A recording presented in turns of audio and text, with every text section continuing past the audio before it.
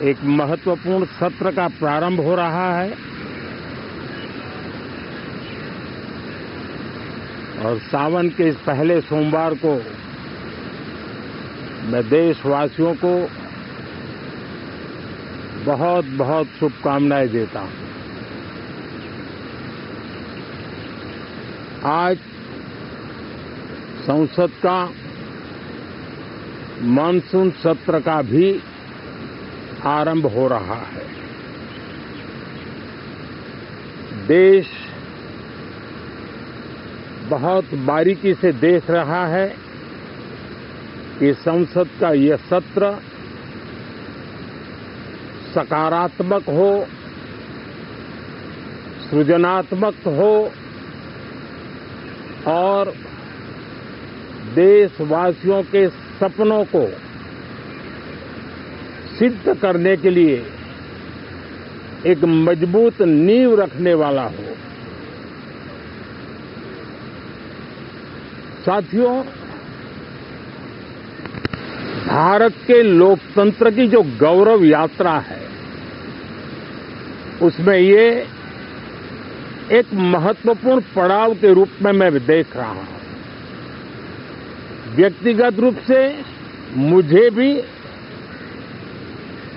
हमारे सभी साथियों को भी ये अत्यंत गर्व का विषय है कि करीब 60 साल के बाद कोई सरकार तीसरी बार वापस आए और तीसरी पारी का पहला बजट रखने का सौभाग्य प्राप्त हो।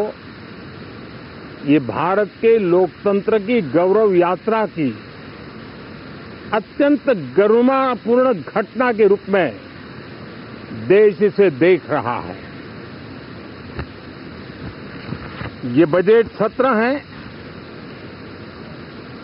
मैं देशवासियों को जो गारंटी देता रहा हूं, क्रमशः रूप से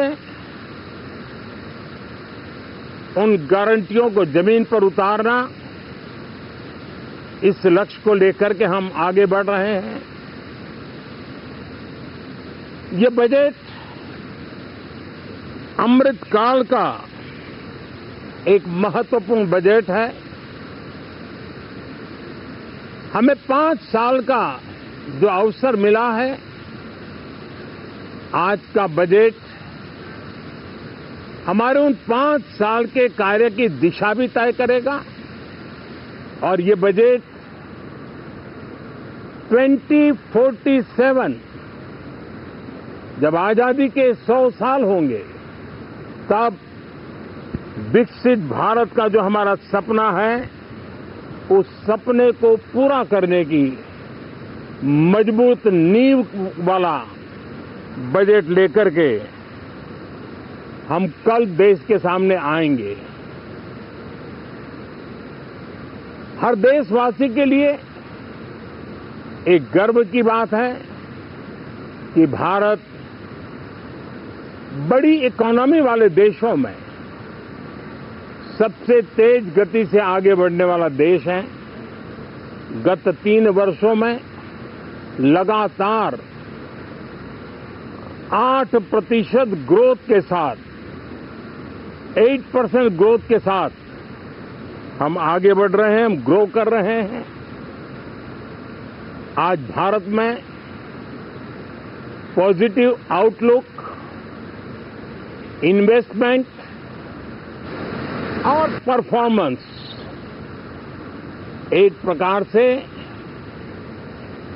अपॉर्चुनिटी की पीक पर है। ये अपने आप में भारत की विकास यात्रा का एक अहम पड़ाव है। साथियों, मैं देश के सभी सांसदों से, किसी भी दल के क्यों न हो, मैं आज आग्रहपूर्वक कहना चाहता हूं कि हम गत जनवरी से लेकर के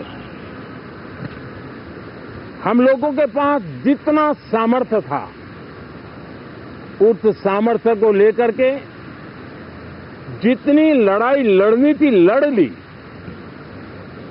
जनता को जो बात बतानी थी बता दी। किसी ने राह दिखाने का प्रयास किया, किसी ने गुमराह करने का प्रयास किया, लेकिन अब वो दौर समाप्त हुआ। देशवासियों ने अपना निर्णय दे दिया। अब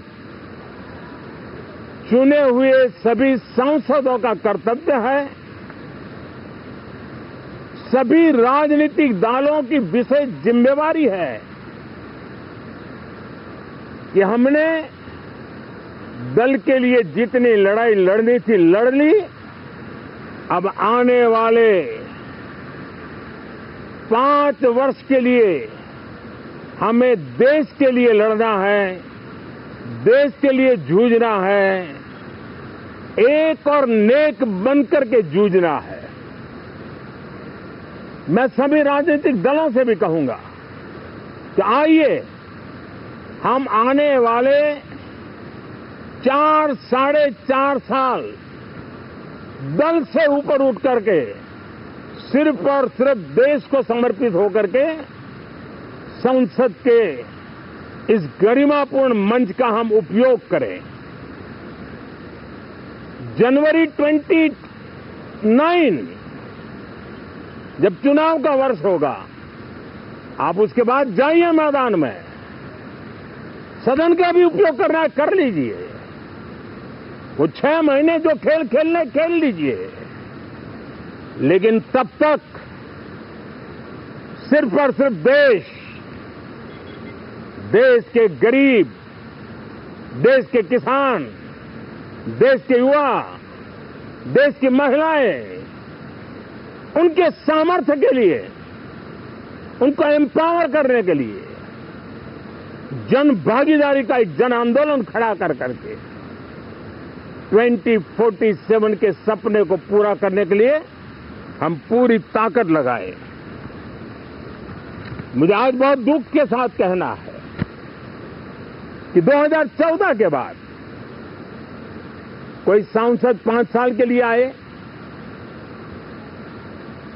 कुछ सांसदों को 10 साल के लिए मौका मिला, लेकिन बहुत से सांसद ऐसे थे जिनको अपने क्षेत्र की बात करने का अवसर नहीं मिला, अपने विचारों से संसद को समृद्ध करने का अवसर नहीं मिला, क्योंकि कुछ दलों की नकारात्मक राजनीति ने देश के संसद के महत्वपूर्ण समय को एक प्रकार से अपनी राजनीतिक विफलताओं को ढांकने के लिए दुरुपयोग किया है।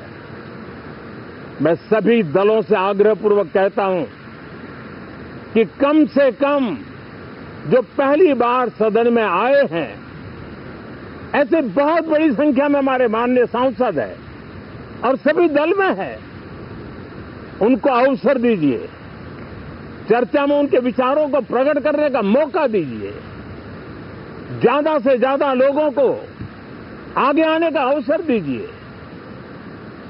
और आपने देखा होगा कि पार्लियामेंट के नए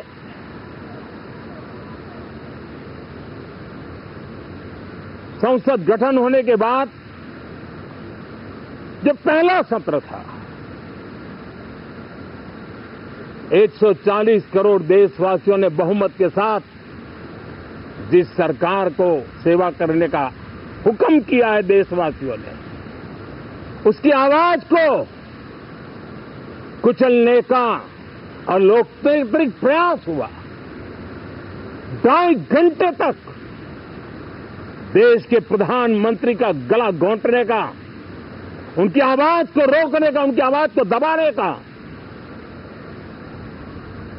लोकतांत्रिक परंपराओं में कोई स्थान नहीं हो सकता है और इसका कोई पश्चाताप तक नहीं है, दिल में दर्द तक नहीं है। मैं आज आग्रहपूर्वक कहना चाहता हूं देशवासियों ने हमें यहां देश के लिए भेजा है, दल के लिए नहीं भेजा है। ये सदन दल के लिए नहीं, ये सदन देश के लिए है। ये सदन संसदों तक की सीमा तक नहीं है, 140 करोड़ देशवासियों की एक विराट सीमा करके ये लिए है। मैं विश्वास करता हूं कि हमारे सभी माननीय सांसद पूरी तैयारी के साथ चर्चा को समृद्ध करेंगे। कितने ही विरुद्ध विचार होंगे, विरुद्ध विचार बुरे नहीं होते हैं, नकारात्मक विचार बुरे होते हैं। जहां सोचने की सीमाएं समाप्त हो जाती है, देश को नकारात्मकता की जरूरत नहीं है। देश को एक विचारधारा, प्रगति की विचारधारा, विकास की विचारधारा, देश को नई ऊंचाइयों पर ले जाने वाली विचारधारा से हमें आगे बढ़ाना होगा। मैं पूरा आशा करता हूं कि हम लोकतंत्र के इस मंदिर का भारत के सामान्य मानवीय की आशा आकांक्षाओं को पूर्ण करने के लिए सकारात्मक रूप से उपयोग करेंगे। बहुत बहुत धन्यवाद साथियों।